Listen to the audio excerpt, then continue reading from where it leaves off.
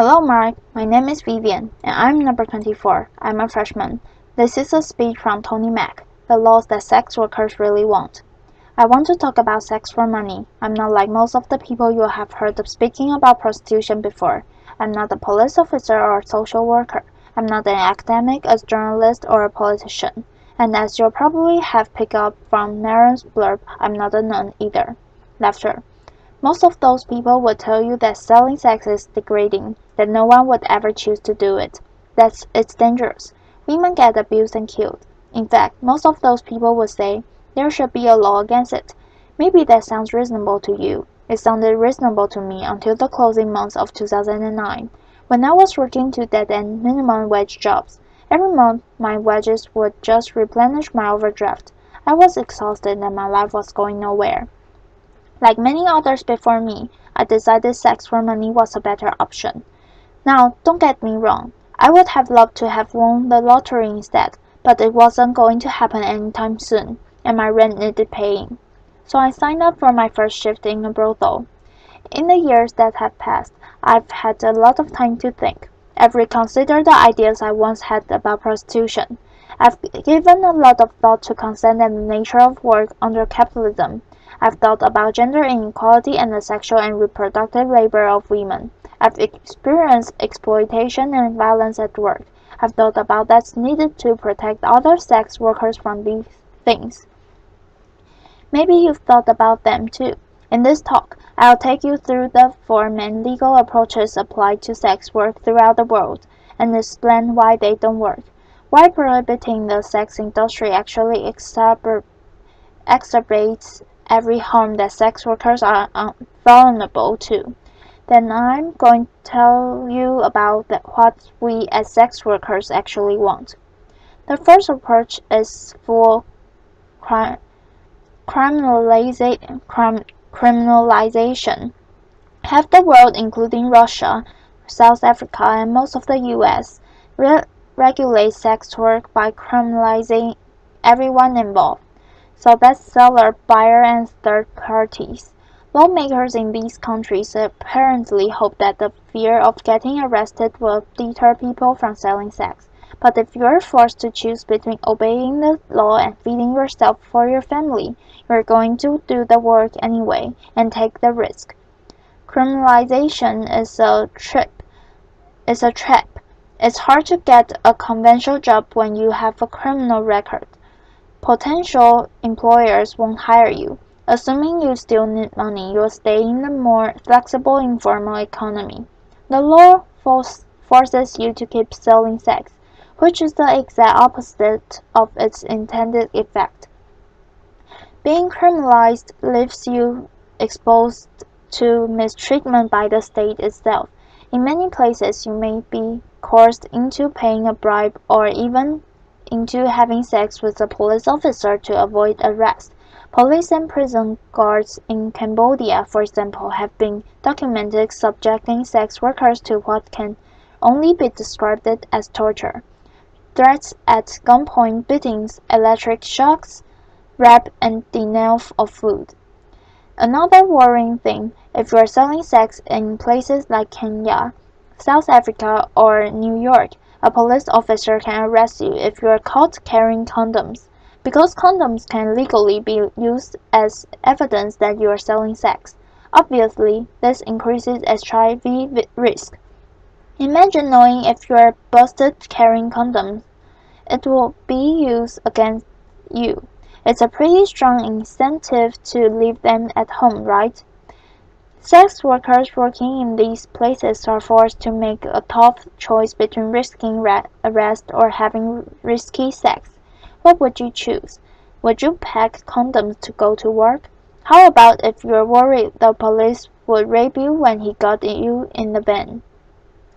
The second approach to regulating sex work seen in these countries is partially criminalization, where the buying and selling of sex are legal, but surrounding activities like brothel keeping or soliciting on the street are banned. Laws like these, we have them in the UK and in France, essentially say to us sex workers, hey, we don't mind you selling sex, just make sure it's done behind closed doors and all alone. And brothel keeping, by the way, is defined as just two or more sex workers working together. Making that illegal means that many of us work alone, which obviously makes us vulnerable to violent offenders. But we're also vulnerable if we choose to break the law by working together. A couple of years ago, a friend of mine was nervous after she was attacked at work, so I said that she could see her clients from my place for a while. During that time, we had another guy turn nasty. I told the guy to leave or I'd call the police. And he looked at the two of us and said, "You girls can call the cops. You're working together. This place is illegal." He was right. He eventually left without getting physically violent, but the knowledge that we were breaking the law empowered the men to threaten us. He felt confident he'd get away with it. The prohibition of street prostitution also causes more harm than it prevents. Firstly, to avoid getting arrested, street workers take risks to avoid detection, and that means working alone or in isolated locations like dark forests where they are vulnerable to attack. If you're caught selling sex outdoors, you pay a fine. How do you pay that fine without going back to the streets? It was the need for money that saw you in the streets in the first place, and so the fines stack up, and you're caught in a vicious cycle of selling sex to pay the fines you got for selling sex. Let me tell you about Mariana Popa, who worked in Redbridge, East London. The street workers on her patch would normally wait for clients in groups for safety in numbers and to warn each other about how to avoid dangerous guys. But during a police crackdown on sex workers and their clients, she was forced to work alone to avoid being arrested. She was stabbed to death in the early hours of October 29, 2013. She had been working later than usual to try to pay off a fine she had received for soliciting. So if criminalizing sex workers hurts them, why not just criminalize the people who buy sex? This is the aim of the third approach I want to talk about, the Swedish or Nordic model of sex work law. The idea behind this law is that selling sex is intrinsically harmful, and so you are, in fact, helping sex workers by removing the option. Despite growing support for what Sullivan described it as the end-demand approach, there is no evidence that it works. There's just as much prostitution in Sweden as there was before. Why might that be? It's because people selling sex often don't have other options for income. If you need that money, the only effect that a drop in business is going have is to force you to lower your prices or offer more risky sexual services. If you need to find more clients, you might seek the help of a manager. So you see, rather than putting a stop to what's often described as pimping, a law like this actually gives oxygen to potentially abuse third parties. To keep safe in my work, I try not to take bookings from someone who calls me from a withheld number. If it's a home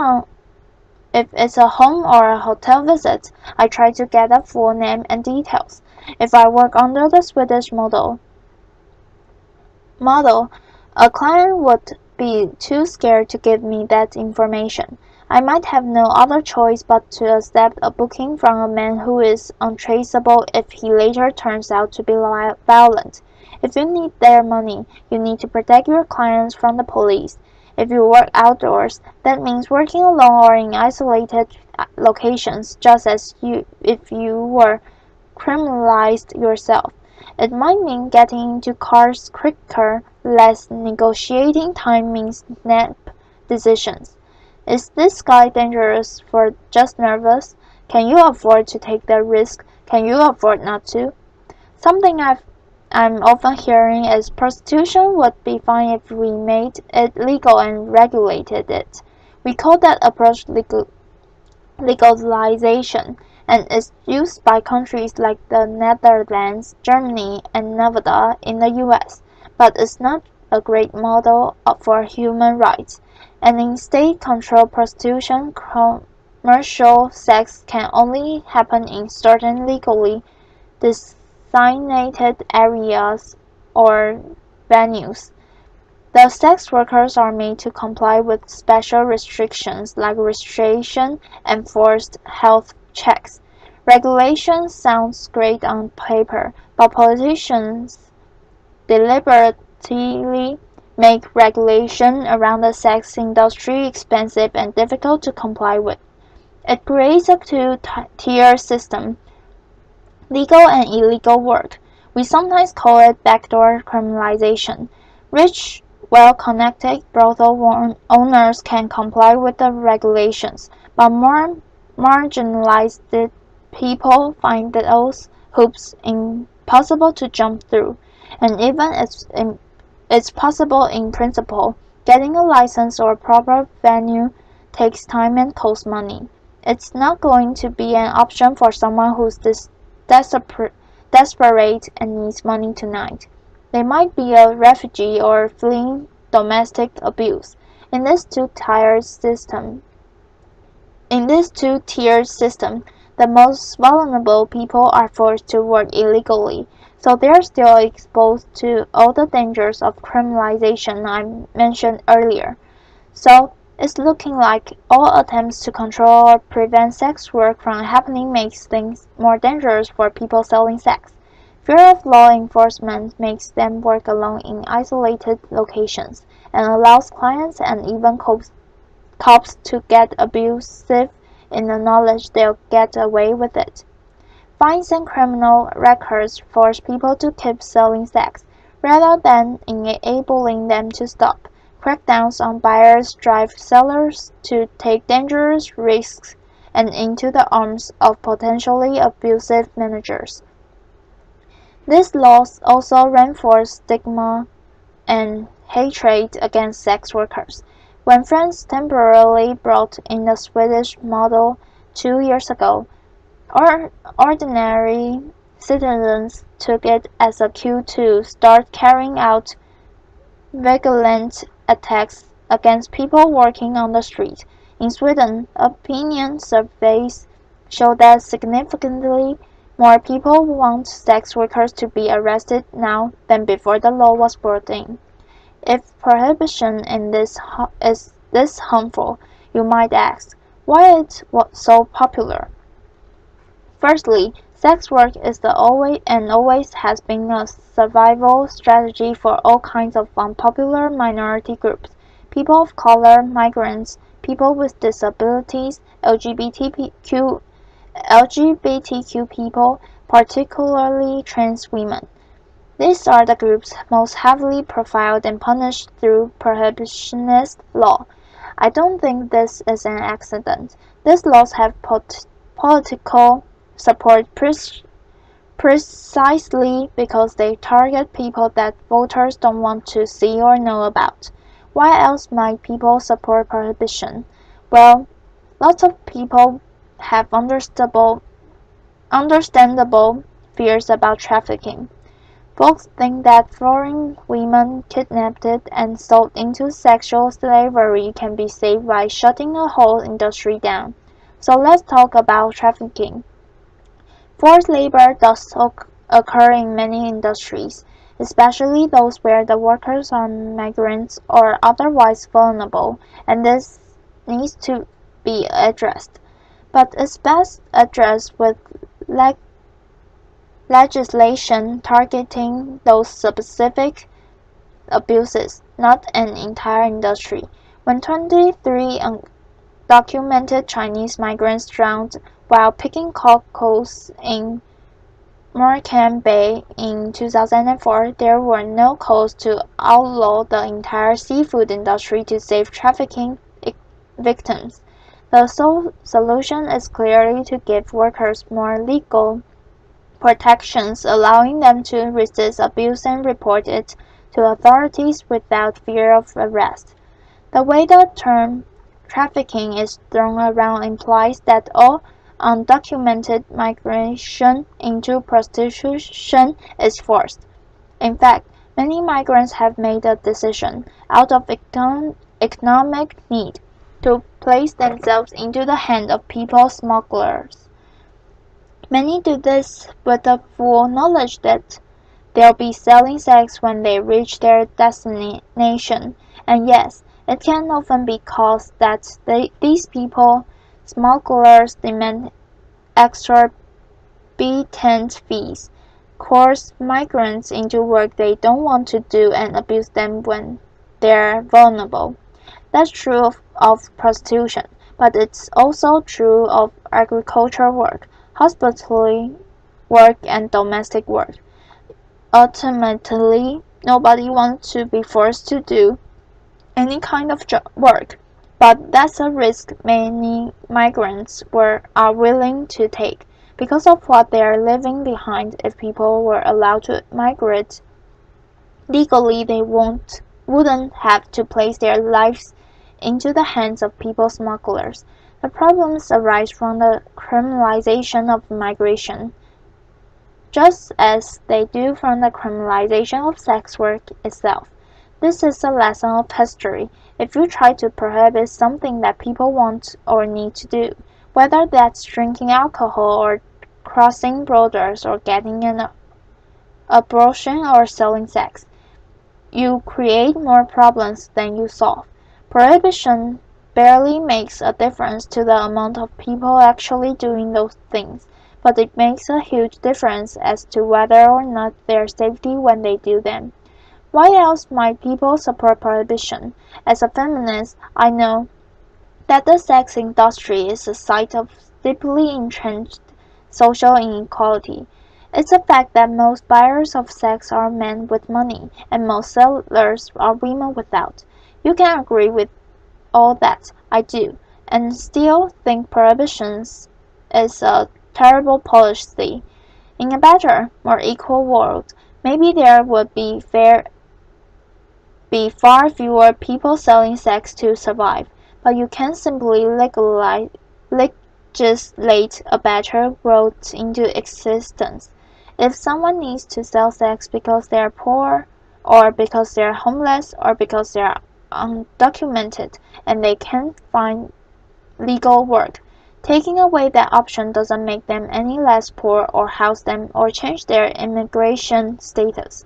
People worry that selling sex is degrading. Ask yourself, is it more degrading than going hungry or seeing your children go hungry? There's no code to ban rich people from hiring nannies or getting manicures. Even though most of the people doing that labor are poor, migrant women, it's the fact of poor migrant women selling sex specifically that has some feminists uncomfortable. And I can understand why the sex industry provokes strong feelings. People have all kinds of complicated feelings when it comes to sex, but we can't make policy on the basis of mere feelings, especially not over the heads of the people actually affected by those policies.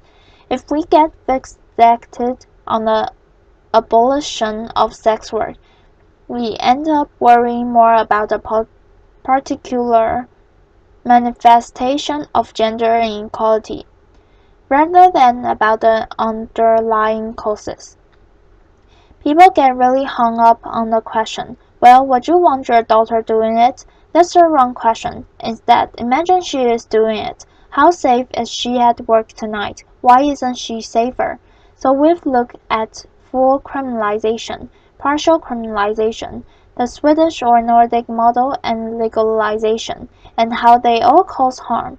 Something I never hear asked is, what do sex workers want? After all, we're the ones most affected by these laws. New Zealand decriminalized sex work in 2003. It's crucial to remember that decriminalization and legalization are not the same thing. Decriminalization means the removal of laws that punitively target the sex industry, instead treating sex work much like any other kind of work. In New Zealand, people can work together for safety, and employers of sex workers are accountable to the state. A sex worker can refuse to see clients at any time for any reason, and 96% of street workers report that they feel the law protects their rights. New Zealand hasn't actually seen an increase in the amount of people doing sex work, but decriminalizing it has made it a lot safer.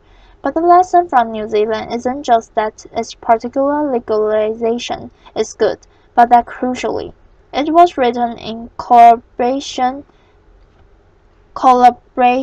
with sex workers, namely the New Zealand Prostitutes Collective. When it came to making sex work safer, they were ready to hear it straight from sex workers themselves. Here in the UK, I'm part of sex worker-led groups like the Sex Worker Open University and the English Collective of Prostitutes, and we form part of a global movement demanding decriminalization and self-determination. The universal symbol of our movement is the red umbrella. We're supported in our demands by global bodies like UNAIDS, the World Health Organization, and Amnesty International. But we need more allies. If you care about gender equality or poverty or migration or public health, then sex worker rights matter to you. Make space for us in your movements. That means not only listening to sex workers when we speak by amplifying our voices. Resist those who silence us.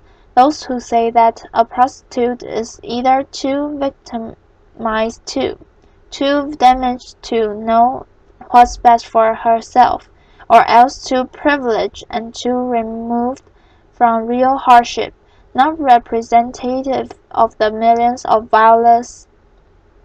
voiceless victims. This distinction between victim and empowered is imaginary. It exists purely to discredit sex workers and make it easy to ignore us. No doubt many of you work for a living. Well, sex work is work too. Just like you, some of us like our jobs, some of us hate them.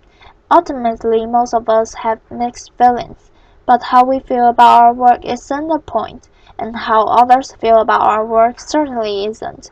What's important is that we have the right to work safely and on our own terms. Sex workers are real people.